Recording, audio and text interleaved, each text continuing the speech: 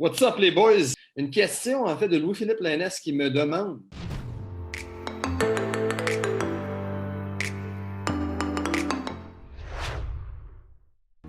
Caleb, dis-moi exactement quoi manger. Comme que j'ai dit, il faut que je te parle de la vérité. Il faut que je te parle des faits. Parce que nécessairement, il y a deux réalités. D'accord? Il y a la réalité nécessairement de tout ce qui se passe dans la société, dans l'industrie de la perte de poids dans le moment présent.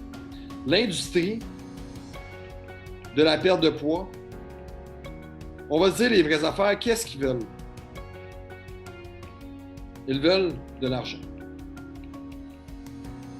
Ils veulent de l'argent, mais comment est-ce qu'ils font pour faire de l'argent? Il faut l'expliquer, le processus. C'est très, très simple. Ils vont mettre un bonbon devant tes yeux, d'accord? Donc, ils vont te mettre un petit bonbon devant toi. Une nouvelle diète cétogène, une nouvelle manière de perdre plus de poids plus rapidement, un nouvel type de supplémentation, quelque chose de nouveau, d'innovateur, de rapide, d'efficace, sans effort. Peu importe c'est quoi, on le perçoit comme quelque chose qui va possiblement nous aider. Puis qu'est-ce qui se passe là-dedans? C'est que dans n'importe quelle solution rapide, magique, c'est que ça va fonctionner. Peu importe c'est quoi la diète cétogène, bien, si tu coupes du jour au lendemain tes glucides, tu coupes tous tes chips, toutes tes bols de céréales, les collations que tu avais qui sont très, très forts en glucides, bien, nécessairement, tu vas perdre du poids. Tu vas perdre du poids immédiatement. Tu vas avoir des résultats. Puis, ultimement, qu'est-ce qui va se passer? C'est que lorsque tu vas avoir des résultats qui vont être rapides, tu vas commencer à preach only by this method. En d'autres mots, tu vas commencer à dire c'est tout ce qu'il me faut, c'est tout ce qui me manquait. Tu vas commencer à croire. Tu vas commencer à te dire que hey, ça fonctionne réellement, je suis content. Mais malheureusement, derrière toute solution qui est rapide, efficace, qui est miraculeuse, il va y avoir quelque chose qui ne va pas fonctionner, quelque chose qui va bloquer. Un des principes qu'on apprend à nos boys dans notre communauté, c'est d'être capable d'être proactif et déterminer quelles sont les adversités du passé que tu as rencontrées, les blocages qui t'ont empêché d'avoir des résultats durables, qui vont également possiblement t'empêcher dans le futur. Donc malheureusement, à un certain point, tu frappes un mur. Tu frappes un mur, d'accord? On va dessiner un mur de briques. Puis ce mur-là, tu le frappes. Puis quand tu le frappes, qu'est-ce qui se passe? La motivation descend. Non seulement est-ce que ta motivation descend, mais à ce moment-là, qu'est-ce qui se passe? C'est que tu commences à développer un doute. Parce que tu avais fait confiance à cette stratégie, parce que tu avais commencé à dire « Hey, Dr. Chang m'a montré telle technique, ça fonctionne réellement. J'y fais confiance à ce docteur-là. » Puis du jour au lendemain, après quelques mois, quand tu commences à réaliser que cette solution n'est pas si simple, n'est pas si facile, parce que ça n'en prend plus que seulement quelques switches, ta motivation abaisse. Non seulement est-ce que ta motivation abaisse, mais à un certain point, tu doutes. Tu doutes non seulement de toutes les stratégies qui sont présentes sur le marché, mais tu doutes de toi. Tu doutes de ta propre personne. Mais nécessairement, il faut que tu comprennes que la roue, elle tourne. Parce que si ce bonbon qui t'avait été vendu dans le premier lieu fonctionnait réellement, tu n'aurais plus besoin d'un autre service. Tu aurais réussi. Tu aurais réussi, tu n'aurais plus besoin de Dr. Chang. Donc, Dr. Chang aurait fait 100$ avec toi une fois, il n'aurait pas refait d'argent avec toi par la suite. Donc, qu'est-ce qui se passe? Bien, il te montre un nouveau bonbon. Un bonbon que cette fois-ci, c'est le même principe. Seule affaire, c'est qu'il change une petite affaire. Ah, c'est cétogène, mais avec le jeûne intermittent. Et malheureusement, qu'est-ce qui se passe? Tu tombes dans le piège et la roue, elle tourne. Pour répondre directement à ta question, parce que ça répond aucunement à ta question, je le comprends. Mais ça, c'est qu'est-ce que je dois te proposer de comprendre avant que tu puisses utiliser les 3 étapes que je te propose ici. Pour qui manges-tu, Louis? Tu manges pour toi. Puis qu'est-ce que je veux dire par ça? C'est que toi, tu es différent de toutes les autres personnes autour de toi. Il y a une différence entre toi et les autres. Cette différence, non seulement c'est ton nom, mais c'est également ton âge. C'est également tout ce qui est tes données qu'on peut voir physiquement, ta grandeur, ton poids, ta composition corporelle. Toutes ces choses-là sont spécifiques à toi. Également, qu'est-ce qui est spécifique à toi? C'est tes habitudes de vie à toi. par rapport à tes déplacements, donc ton facteur d'activité. D'accord? Ta vie, es-tu sédentaire? Est-ce que tu bouges beaucoup au travail? Et également, par rapport à ton exercice, si tu ne t'entraînes pas, mais tu manges pour, comme si tu étais Lance Armstrong et tu t'entraînais 15 fois par semaine, c'est sûr, tu ne manges pas pour toi, tu manges pour Lance, il faut que tu manges pour toi. D'un côté d'une équation, in and out, soit tout ça, soit nécessairement ce qu'on appelle ton métabolisme de base, qui prend en considération ton âge, ta grandeur, ton poids, ta composition corporelle, ton métabolisme basal qu'on appelle, excuse, je suis du mauvais côté, ton métabolisme basal, soit dans tes déplacements et ton travail, ce qu'on appelle facteur d'activité, qui est nécessairement tous tes déplacements de ta vie quotidienne. Et tu as également tes exercices que tu fais, ton activité physique. Lorsqu'on accumule tous ces chiffres-là ensemble, on en vient avec un chiffre, un nombre de calories que toi tu brûles par jour, ce qu'on appelle calories out, le output, d'accord? Calorique. Et nécessairement, de l'autre côté, tu as un in, tout ce qui rentre dans ta bouche, eau, ben en fait, je veux dire liquide, des fluides, d'accord? Ou de la bouffe solide, peu importe c'est quoi, est un nombre de calories. Et nécessairement, si tu veux perdre du poids, c'est simple. Ton out doit être plus grand que ton in. Aussi simple que ça. Donc, si on accumule ton métabolisme de base, et je vais te donner des chiffres ronds, à peu près 1800 calories pour le métabolisme de base, pour les déplacements, un facteur d'activité typique va être environ 1,3. Donc, on peut multiplier en fait ton métabolisme de base par 1,3, ce qui nous donne environ 600 calories, exactement. Donc, 600 calories, ou à peu près 500.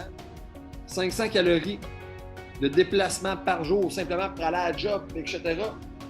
Et ton exercice, tu t'entraînes pas, c'est zéro. Tu t'entraînes, ça peut aller jusqu'à 400, 500, 600 calories, dépendamment de l'entraînement que tu vas faire. Donc, d'un côté, lorsqu'on accumule tout ça, 2300 à 2700, dépendamment si tu t'entraînes ou pas. Donc, nécessairement, pour perdre du poids, il faut que tu manges moins que 2300 les jours que tu ne t'entraînes pas et moins que 2700 les jours que tu t'entraînes. Ce qui est très simple. Manger pour qui? Manger pour toi, Louis-Philippe. Manger ce que toi, tu dois manger par rapport à tes besoins. Rappelle-toi, c'est un chiffron, OK? Mais ça va rouler à peu près dans ces eaux-là pour une personne de ton âge, de ton gabarit. Manger quoi maintenant? Tu me dis, Caleb, ça veut-tu dire que j'ai le droit de manger une assiette avec 2300, on va dire 2500 calories dedans? Qu'est-ce que je dois manger, 2500 calories? Bien, nécessairement, pour perdre du poids, tu dois être en déficit calorique. C'est aussi simple que ça. Maintenant que tes calories proviennent de la gauche, de la droite, d'en haut, d'en bas, on s'en fout. Les lois thermodynamiques du corps sont qu'à un certain point, si tu as un déficit calorique, tu vas perdre du poids. C'est sûr qu'il y a des astérix à ça. C'est sûr que si tu manges moins que 2500 calories, tu vas perdre du poids, mais ton poids va-tu provenir de la graisse? Ton poids va-tu provenir du muscle? Est-ce que nécessairement, ça va être fait de manière aussi optimale que tu le pourrais? Donc, quoi manger nécessairement pour faire ton 2500 calories? Mais avant même de répondre à cette question-là, tu dois comprendre pour qui est-ce que toi tu manges. Louis, j'imagine, père de famille. J'imagine, job. J'imagine, habitude de vie que tu as déjà. Si demain matin, je te propose de manger poulet, brocoli, cottage, yogourt grec, à tous tes repas, est-ce que tu penses que tu serais capable de maintenir ça pendant 6 mois de temps? À tous les jours, 3 repas par jour, exactement ça? Sûrement pas. C'est ce que ça prend pour perdre du poids. Manger exactement ça. Mais, ce que tu ne réalises pas, c'est que tout est dans le contrôle, et dans la stabilité, dans la variation. Tout, à un certain point, est entre tes mains. Est-ce qu'un Big Mac, c'est mauvais pour la santé? tu en manges 10, c'est sûr que c'est mauvais pour la santé. Manger un Big Mac, c'est-tu mauvais pour la santé? Ben, c'est aussi mauvais que de manger 20 pommes dans une journée. Tu dois comprendre que tout est bon ou est mauvais, peu importe, en modération. Je vais t'apprendre une leçon très, très importante de ce qu'on appelle le budget alimentaire. Dans une journée, tu as un budget alimentaire de 2500 calories ou 2500 $ que tu vas devoir dépenser. Tu vas devoir les dépenser de la bonne manière parce que tu vas comprendre que si toi, tu dépenses trop d'argent le matin parce que tu t'en vas au McDo ou le midi, exemple, parce que tu t'en vas au McDo prendre un trio Big Mac avec des frites, avec de la liqueur, peut-être que maintenant, ce qui va se passer, c'est qu'après le McDo, ben, tout ce que tu vas pouvoir manger, c'est environ 600 calories. Pourquoi? Ben, parce que malheureusement, si tu manges plus que ça, tu n'as plus d'argent à dépenser ou à investir en autre mot. Donc, tu dois faire des choix qui sont conscients, qui sont efficaces et qui vont bien sûr répondre à toi, à tes besoins. Donc, si d'un matin, tu veux seulement manger du McDo, tu pourrais le faire et perdre du poids. C'est la manière la plus optimale? Absolument pas. Je suis pas en train de te dire, va manger du McDo. Je suis en train de te dire que c'est possible de manger du McDo et de perdre du poids. C'est possible de manger n'importe quoi et de perdre du poids si tu respectes tes calories. Oui, encore, des astérix, ça va plus profondément que ça. Mais la logique, OK, et la base, littéralement, de la perte de poids, c'est exactement ça. Manger quoi? Donc, par la suite, tu dois dire, si ça ne me tente pas de manger ça, si manger du McDo une fois de temps en temps, j'aime ça. Je fais un McDo parce que c'est un exemple qui est simple, mais ça peut être n'importe quoi. Ça peut être du restaurant, comme ça peut être de la bouffe chez vous, qui est juste un peu plus junk, en d'autres mots. Une poutine maison ou un sloppy Joe, peu importe c'est quoi. Il faut que tu te poses la question par la suite, manger comment? Est-ce que tu manges, toi, pour manger? Est-ce que toi, ça te dit de seulement rentrer de la bouffe, là, juste pour le fun? Il y a certains athlètes qui font ça, des bodybuilders qui font juste manger pour avoir de l'énergie. Mais à un certain point, on mange pour avoir du plaisir. On mange pour connecter avec notre famille, avec notre blonde, avec nos enfants. On mange pour passer du temps de qualité ensemble. On mange parce que c'est une des activités qu'on fait le plus fréquemment, parce que celle-ci nous tient à cœur. Donc, si on commence à changer du jour au lendemain, on commence à faire quelque chose qui est restrictif, qui nous empêche de faire ce qu'on veut, mais malheureusement, ça ne va pas fonctionner. Ça ne va pas fonctionner à long terme. Peut-être à court terme, ça peut fonctionner de manger du poulet, brocoli, cottage, grec. Je sais parce que je l'ai fait. À un certain point, ça snap. Quand ça snap, c'est le vendredi soir quand on va au Louis Luncheonette, au Charlie's à Sherbrooke, puis qu'on se cale la pire poutine, smoke meat, avec 3-4 bières. Malheureusement, ça pète notre rythme. Donc, avant de te poser la question, qu'est-ce que je dois réellement manger?